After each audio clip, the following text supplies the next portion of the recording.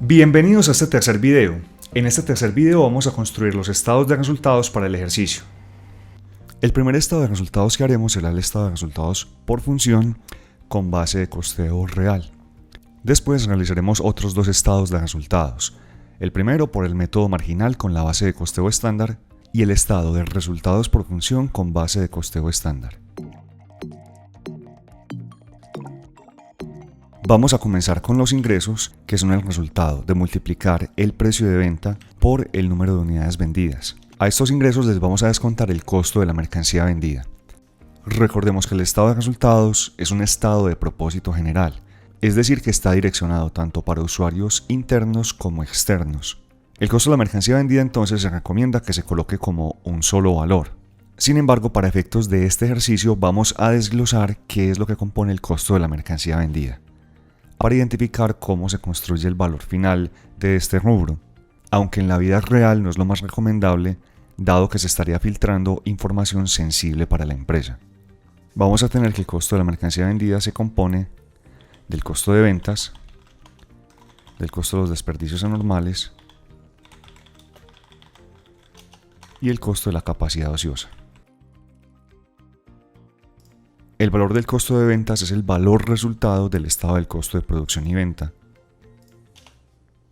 Los desperdicios anormales es el valor de desperdicios anormales que relacionamos en el estado del costo también, y el costo de capacidad ociosa también lo relacionamos en el estado del costo. La suma de estos tres nos da el costo de la mercancía vendida. Entonces, los ingresos menos el costo de la mercancía vendida nos dará la utilidad bruta. A esta utilidad bruta le restaremos los gastos de administración que nos los da el ejercicio. Los gastos de distribución van a ser la suma de los gastos de ventas fijos y los gastos de ventas variables. Los gastos de ventas fijos los tenemos como 8.900.000 y a esto le vamos a sumar los gastos variables unitarios de venta, que son 250 por cada unidad vendida. En este caso 250 multiplicado por el número de unidades vendidas, que fueron 19.000. Y teniendo la parte fija y la parte variable de los gastos de distribución, tendremos el valor total de gastos de distribución. Finalmente, los gastos financieros, que ascienden a 3.250.000. Con esto tendremos la utilidad antes de impuesto. Tomando la utilidad bruta y restándole los gastos de administración, de distribución y financieros, obtendremos la utilidad antes de impuesto. Con esto tendremos incluido dentro de la estructura del estado de resultados los costos por desperdicios anormales y por capacidad ociosa, que si bien son costos no inventariables, no dejan de ser costos para la estructura general de la empresa.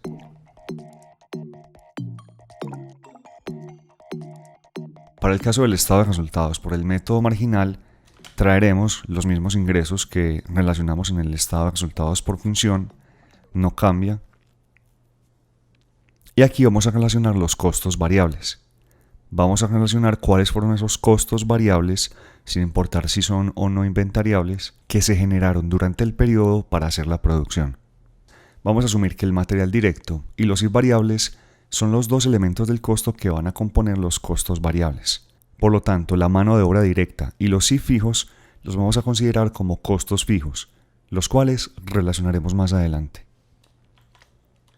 Para esto vamos a tomar los costos estándar unitarios de el material directo, que serían las cantidades estándar por el precio estándar, más el costo estándar unitario de los variables, el nivel de operación estándar unitario multiplicado por la tasa variable estándar.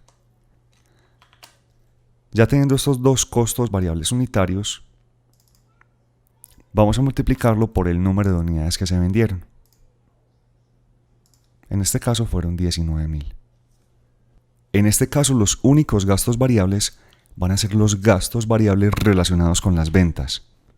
Recordemos que nosotros teníamos unos gastos variables unitarios de ventas de 250 y a esto lo vamos a multiplicar por el número de unidades vendidas. Si tomamos los ingresos, les restamos los costos variables y los gastos variables, tendremos la contribución marginal. Una vez obtenida la contribución marginal, vamos a hacer el cálculo de los costos fijos. Recordemos que bajo una estructura marginal, los costos fijos que relacionamos son los costos de las unidades producidas, no de las unidades vendidas. Durante el ejercicio habíamos hecho el supuesto de que la mano de obra directa se consideraba variable.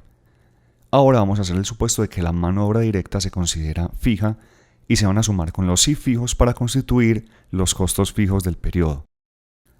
Además, si bien estamos trabajando con una base de costeo estándar, recordemos que los costos fijos hacen referencia a una capacidad. En este sentido, la capacidad se analiza a partir de los costos presupuestados. Para ello entonces, relacionaremos el costo de mano de obra directa presupuestado, que es el resultado de las horas estándar, por el salario estándar, multiplicado por el número de unidades presupuestadas, más el presupuesto de los CIF fijos, que de acuerdo a los cálculos ascienden a 6.900.000. Con esto tendremos unos costos fijos de 14.400.000. Por otro lado, los gastos fijos serán la suma de los gastos fijos de administración, la parte fija de los gastos de ventas y los gastos financieros que en este ejercicio se consideran fijos. Tomando la contribución marginal menos los costos fijos y menos los gastos fijos, tendremos la utilidad antes de impuesto. Ahora, aprovechando que tenemos estos datos bajo el método marginal, vamos a hacer el cálculo del punto de equilibrio en unidades. Para ello utilizaremos la fórmula del punto de equilibrio en unidades, que dice que sumamos los costos fijos más los gastos fijos, y a esta suma la dividiremos por la contribución marginal unitaria. La fórmula de la contribución marginal unitaria es el precio de venta menos los costos unitarios variables. Traeremos los valores estándar de estos elementos del costo, que serían las cantidades estándar por el precio estándar para el material directo, más el nivel de operación estándar y la tasa variable estándar para el caso de los CIF variables. Y finalmente restaremos los gastos variables unitarios de venta. Con esto tendremos el punto de equilibrio general en unidades. Repasemos nuevamente la fórmula. Serían los costos fijos más los gastos fijos. A esta suma la dividiremos por la contribución marginal unitaria, que es el precio de venta menos los costos unitarios variables, que para este caso se componen del costo unitario variable de material directo, material directo es variable, y los costos unitarios de los CIF variables. Y finalmente, para calcular la contribución marginal unitaria, se le restará los gastos unitarios variables, que para este ejercicio son los gastos unitarios de ventas. Y allí tendremos el punto de equilibrio general en unidades.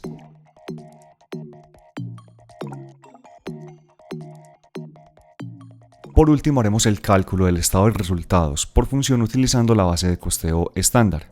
Para ello, relacionaremos nuevamente los ingresos que calculamos en los estados de resultado anteriores.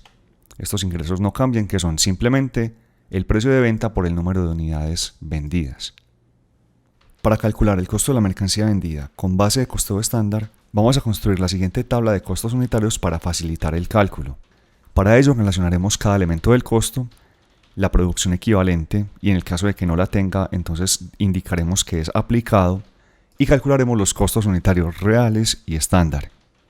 Para los costos reales, entonces tomaremos cada uno de los costos reales que hubo en el periodo y lo dividiremos por la producción equivalente. Esto para el material directo y para la mano de obra directa. Para el caso de los CIF, como son variables, utilizaremos la tasa variable real. La tasa variable real ya la hemos calculado previamente cuando hicimos el cálculo de variaciones de los CIF. Para aplicarla, entonces, sumaremos el material directo y la mano de obra directa para obtener el costo primo unitario y lo multiplicaremos por la tasa variable real. Y para el caso de los CIF fijos también la aplicaremos, pero en este caso con la tasa fija. En la parte inferior indicaremos las dos tasas. La tasa variable real, que nos la da el ejercicio, 23%, o también la podemos calcular a partir de la relación entre los CIF variables dividido sobre el costo primo total, 23%. De la misma forma haremos el cálculo de la tasa fija real. Tomaremos los CIF fijos y lo dividiremos entre el costo primo total. En este caso nos da un 30%. Por lo tanto, para hallar los CIF fijos reales unitarios, tomaremos el costo primo unitario y lo multiplicaremos por la tasa fija real. Para el caso de los estándar también haremos lo mismo. Tomaremos los costos estándar y los dividiremos entre la producción equivalente. Teniendo el coste estándar unitario de estos dos elementos del costo, podremos sumarlos para hacer el costo primo y aplicarlos utilizando las tasas, la tasa variable estándar y la tasa fija estándar. Para el caso de los CIF variables sería el costo primo unitario multiplicado por la tasa variable estándar, que es el 20%, y para los CIF fijos estándar sería la suma del costo primo multiplicado por la tasa fija estándar, que es el 30%. Teniendo estos costos unitarios calculados, volveremos al estado de resultados por función con base de costeo estándar. Entonces, para calcular el costo de la mercancía vendida por base de costeo estándar, tomaremos el costo estándar unitario que acabamos de calcular, 1380, y lo multiplicaremos por el número de unidades vendidas. En este caso son 19.000. Es importante hacer la salvedad que la norma nos establece que junto con el costo de la mercancía vendida irían los costos no inventariables. Sin embargo, como estamos utilizando una base de costeo estándar, es decir, por fuera de la norma, vamos a ceñirnos a lo que nos dice la teoría general de costos. Por lo tanto, dado que no es un informe con fines de cumplir norma internacional, sino simplemente para reportar el estado de resultados utilizando una base de costeo estándar, vamos a eliminar los costos no inventariables que estén por encima de la utilidad bruta. Es decir, vamos a dejar los ingresos menos el costo de la mercancía vendida y eso nos dará la utilidad bruta. Por lo tanto, los costos no inventariables los colocaremos después de la utilidad bruta, cumpliendo con el consenso que desde la academia se ha dado en torno a los costos no inventariables, en los cuales los costos no inventariables no se colocan junto con el costo de la mercancía vendida, dado que no son necesarios para llevar a cabo el proceso productivo. Por lo tanto, se colocan aparte después de la utilidad bruta. En este caso vamos a colocar los costos por ociosidad.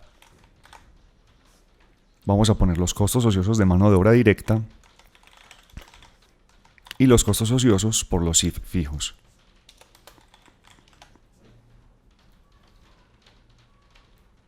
En este caso colocaremos solamente los costos ociosos, dado que son los costos no inventariables que se relacionan en el cálculo de la base de costeo estándar.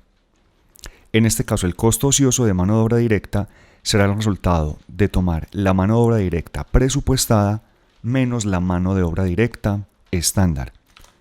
La mano de obra directa presupuestada es la que resulta de multiplicar las horas estándar por el salario estándar por el número de unidades presupuestadas. Esto nos da 7.500.000. Sin embargo, a estos 7.500.000 le vamos a restar los costos estándar de mano de obra directa. Con esto vamos a identificar cuál fue el valor que no se alcanzó a absorber durante el periodo. En este caso nos dice que 660.000 de lo que se presupuestó de mano de obra directa no se alcanzó a absorber durante el periodo. Lo mismo para los CIF fijos. Sin embargo, esta variación ya está calculada. Es la variación de capacidad de CIF, que asciende a 495.600. Luego relacionaremos los gastos de administración, que de acuerdo al ejercicio ascienden a 12.500.000, los gastos de distribución, que para el caso de este ejercicio los vamos a asimilar a los gastos de ventas. Los gastos de ventas tienen un componente fijo de 8.900.000 más un componente variable en razón de 250 pesos por cada unidad vendida. Entonces multiplicamos 250 por el número de unidades vendidas, que en este caso fueron 19.000. Y finalmente los gastos financieros, que en este ejercicio se consideran también fijos y ascienden a 3.250.000. Con esto tendremos que la utilidad bruta menos los costos ociosos de mano de obra directa de CIF fijos, gastos de administración, gastos de distribución y gastos financieros nos darán una utilidad antes de impuesto de 224.400. Con estos tres estados de resultados, lo que podemos concluir, comparando por ejemplo este estado de resultados por función utilizando una base de costeo estándar que nos da 224.400 Al compararlo, por ejemplo, con el estado de resultados por función, utilizando una base de costeo real que la utilidad antes de impuesto es inferior, nos indica que es muy probable que se esté golpeando esta utilidad en mayor medida debido a los desperdicios anormales. Con esto concluimos este tercer video en el que hemos construido los estados de resultados para el ejercicio. En el cuarto y último video construiremos la conciliación de utilidades. Los esperamos.